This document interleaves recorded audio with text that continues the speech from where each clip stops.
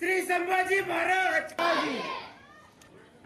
जो प्रतिसाद या चित्रपटाला छावाला देत आहे आणि जे प्रेम मिळत आहे आमच्या चित्रपटाला आणि त्या चित्रपटामुळे आम्हा कलाकारांना मिळत आहे आणि या मेहनतीचं खऱ्या अर्थानं फळ आमच्या पदरात पडलंय आणि तुम्ही अजूनही ते भरभरून आमच्या पदरात टाकताय त्यासाठी खरंच पुन्हा एकदा खूप खूप प्रेम आणि खूप आदर.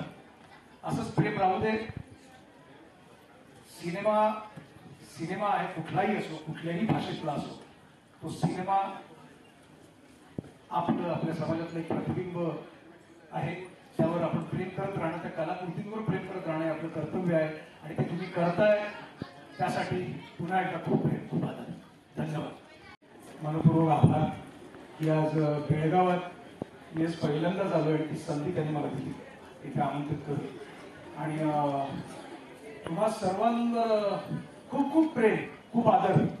कारण मी तुमचे आभार मानणार नाही, कारण आपल्या माणसांचे आभार मानत नाही कोणी, कारण त्यांना परक केल्यासारखं होतं आणि मला तुम्हाला परक करायचं नाही. चांगलं द्योतक आहे असं आम्हाला. सर्वात आधी बेळगाव नमस्कार, धन्यवाद.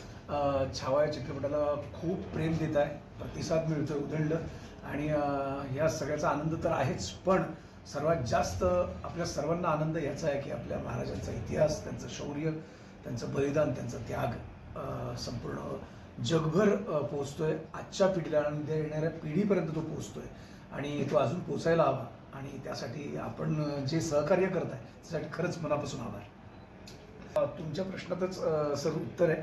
अगदीच खरंच योग्य आहे, कारण आपला इतिहास खूप मोठा आहे, आपला इतिहास खूप मोठा आहे आणि आपली संस्कृती खूप मोठी आहे आणि ती आपल्या सगळ्या जगभर आज पोहोचते. त्याकरता आपण जेवढं करू तेवढं कमीच आहे, पण आपल्या परीने आपण जेवढं करता येईल तो प्रयत्न करतोय. जे आता तुम्ही म्हणाल तेच की माझं नाव जास्त चर्चेत आलंय. अर्थात या चित्रपटाने खूप काही दिलं आहे मी म्हणेन, कारण छावा ही कादंबरी मी वाचली होती आणि शिवाजी सावंतांची काही वर्षांपूर्वी, आणि तेव्हाच ती वाचताना शेवटच्या प्रकरणात म्हणजे ज्यांनी वाचले तो अक्षरशः उत्साहबुक्षी ढसढस रडला असेल, कारण मी तसं माझी ती अवस्था झाली होती. आणि त्यानंतर एक मनात खूप इच्छा होती की या कादंबरीवर चित्रपट आला तर या चित्रपटात काम करण्याची इच्छा मिळाली. सो अननोईंगली मॅनिफेस्ट करतो ना आपण, एक इच्छा करतो आणि ती तथास्तु म्हणतो ती वाचतो. तसं झालं आणि या सिनेमाचा मला एक भाग होता आलं, हे माझं नशीब.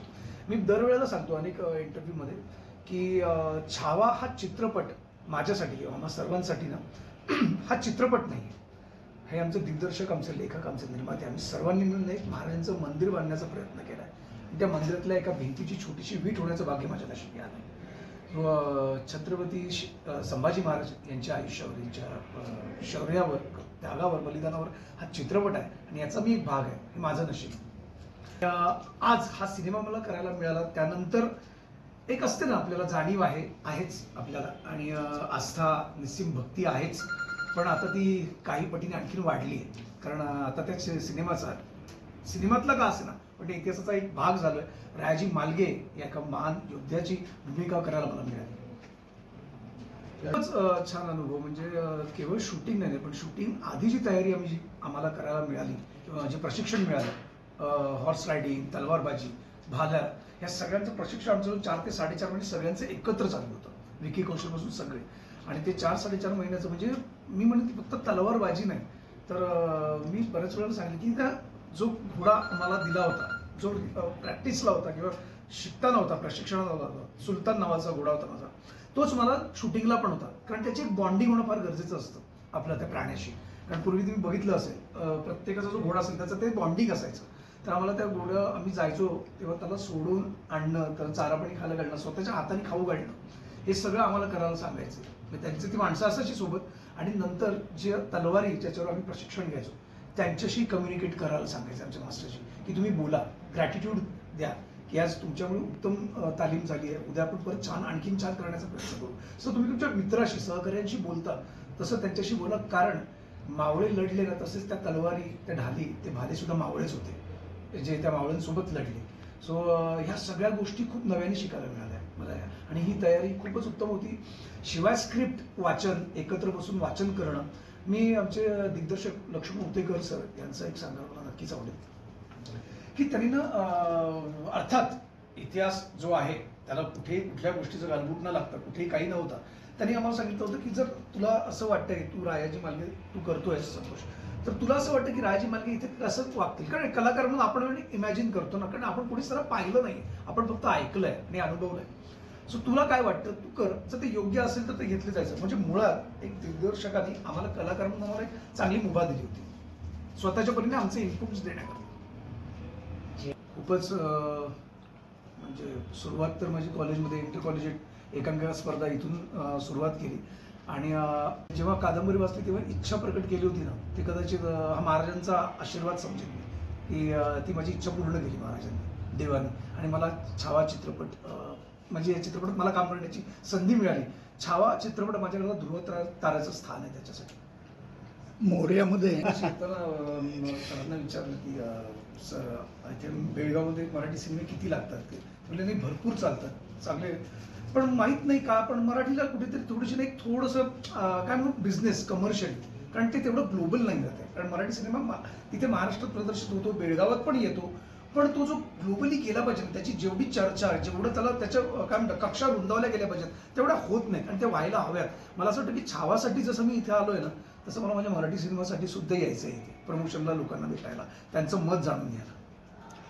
तुम्ही औरंगजेब आता तरी बघायचे तू प्रश्न विचारलाच मला हसायला आलं तर, पण खरंच सांगतो मनापासून मी सांगतो की अक्षय खन्ना सगळ्यांनीच पाहिलं आज अख्ख्या ऑलमोस्ट की काय प्रकारचं काम केलंय त्या व्यक्तीने. आणि कदाचित त्यावेळेला मला जर असं वाटलं असेल ना तर माझ्यातल्या कलाकारावर माझ्यातलं संतोष जुवेकर हावी झाला, कारण संतोष जुवेकरवर पहिला जो प्रभाव आहे तो माझ्या महाराजांचा आहे, त्या संस्कृतीचा आहे, त्या इतिहासाचा आहे, त्यांच्या शौर्याचा आहे, त्यांचा त्यागाचा आहे. त्यामुळे आज तिकडे ज्या सिनेमात जे सीन मी सगळ्यांनी तिथे पाहत होतो तेव्हा मला कदाचित संतोष जुवेकरवर ते सहन झालं नाही म्हणून, पण एका अर्थी ती पावती सुद्धा आहे अक्षय खन्ना यांच्या अभिनयाला. हे मलाही जाणवतं ना की अक्षय खन्ना काहीतरी वेगळंच झालं यांनी, त्याच्यावर आपण नको बोलूया, पण अक्षय खन्नानी जे काम केलेलं ते मी सांगायची गरज नाही, आपण सगळ्यांनीच पाहिलंय की त्यांनी काय लेवलला नेऊन ठेवलंय. म्हणजे मी मध्ये एक उदाहरण पण दिलं होतं की पुरुष या नाटकात नाना पाटेकर काम करत असताना प्रेक्षक वर्गातून एका बाईनी चप्पल फेकून मारली होती. तेव्हा त्यांनी नाटक संपल्यावर विचारलं की कोणाची आहे, त्या बाईंनी सांगितलं ही माझी आहे, मी मार. तर त्या बाईला चीड आली होती, ती नानांवर नव्हती, ती त्या कॅरेक्टरवर होती. त्यामुळे नानांनी सांगितलं की हे माझा पुरस्कार आहे, ही माझी पावती आहे, मी परत करणार नाही. सो मला वाटतं ही पावती आहे कुठल्याही प्रकार, आज विलनचा राग येतो आपल्याला, अर्थात त्याच्या अभिनयाची ती पावती आहे. तसंच नाही आता कलाकाराचा मान सगळेजणच करत असतात, आणि एका उत्तम कलाकाराचा तो मान सगळ्यांनी केलाच पाहिजे. तो मान मिळणं कलाकारांचा हक्क आहे, तो प्रत्येकाला मिळतोय. त्याबद्दल बेळगावबद्दल तुमचं काय मत आहे? अगदी मी आज पहिल्यांदा मला संधी मिळाली आहे छावा या चित्रपटामुळे, आणि सरांनी इथे आमंत्रित केलं चित्रपट बघण्याकरता, आणि आमचे मित्र गणेश आमचे गारगोटे यांनी मला इथे आणलंय, आणि आज पहिल्यांदा मी बेळगावच्या माझ्या प्रेक्षकांना भेटणार आहे. आणि खूप आनंद आहे, कारण मी आत्ता येण्याआधी जाऊन आलो तिथे थिएटरमध्ये, तेव्हा ज्या प्रकारे सगळे असे मंत्रमुग्ध होऊन तो सिनेमा पाहतायत ते बघून मला खूप बरं वाटतंय. खरं सांगू ना, कुठलाही सिनेमा असो, कुठलीही कलाकृती असो, कुठलंही काम त्याच्यामधून तुम्ही बरेच वेळा भेटता आम्हाला कुशल पत्रिके हो. तुमची भेट मी बऱ्याच वेळेला सांगतो की कलाकार आहोत आम्ही वेगवेगळ्या, मी दरवेळेला सांगतो की कलाकार आहोत आम्ही. अर्थात आधी आम्ही माणूस आहोत, संतोष जुवेकर आधी मग मी कलाकार आहे, पण कलाकार माझं एक प्रोफेशन आहे, माझा व्यवसाय आहे. अनेक वेगवेगळ्या प्रकारच्या भूमिका मला कराव्या लागणार, आणि त्या मी करतो, आणि त्या करण्याची मलाही सुद्धा एक कलाकार म्हणून भूक आहे. सो मला असं वाटतं की प्रत्येकाने त्या कलाकाराकडे कलाकार म्हणून बघावं. तुमच्यासारखंच आम्ही सुद्धा माणूस आहोत, आम्ही घर चालवतो, आमचं प्रोफेशन आहे. त्यामुळे अनेक भूमिका अनेक सिनेमे आम्हाला करायचं आहे, त्या प्रत्येकाला तुमचं प्रेम मिळावं हीच इच्छा. आता जे सध्याचं राजकारण सुरू आहे औरंगजेबा संदर्भात, त्या संदर्भातलं काय आपलं? मला नाही, मी ते माझा तो नाही, नाही, तो- माझा भाग नव्हे, आणि त्यावर भाष्य करण्यात पण माझी पोच नाही. तर बेळगावमध्ये जे अनेक कलाकार आहेत पण तेवढी त्यांना हे मिळत नाही, व्यासपीठ एवढी मिळत नाही, त्याबद्दल काय सांगाल? नाही सर, बेळगावमध्येच नाही अनेक ठिकाणी आज मुंबई हे आपण बघतो की हब आहे, जिकडे मुंबई आज कला नगरी आपण ज्याला म्हणतो. अर्थात अनेक अजून दूर गावात खूप चांगले कलाकार आहेत, खूप चांगले, पण त्यांना ते प्लॅटफॉर्म मिळत नाही. पण आता असे खूप कलाकार आहेत जे आज मुंबईत आले, जे कुठून बाहेर गावात शिकून गावात होते, पण त्यांनी कुठून तरी गाठलं. पण असं वाटतं की तुमचं ध्येय तुम्हाला साध्य करायचं असेल ना तर मग थोडेसे कष्ट करावे लागतात आणि अर्थात पुन्हा एकदा सांगेन जर इथल्या कलाकारांना प्लॅटफॉर्म मिळत नाही तर मी सर तुमच्यातर्फे मी इकडच्या सरकारला आणि इकडच्या कला सांस्कृतिक मंत्र्यांना विनंती करेन की प्लीज असं काहीतरी प्लॅटफॉर्म तयार करा. चित्रपट दर्शक आहोत Yes. गेली 40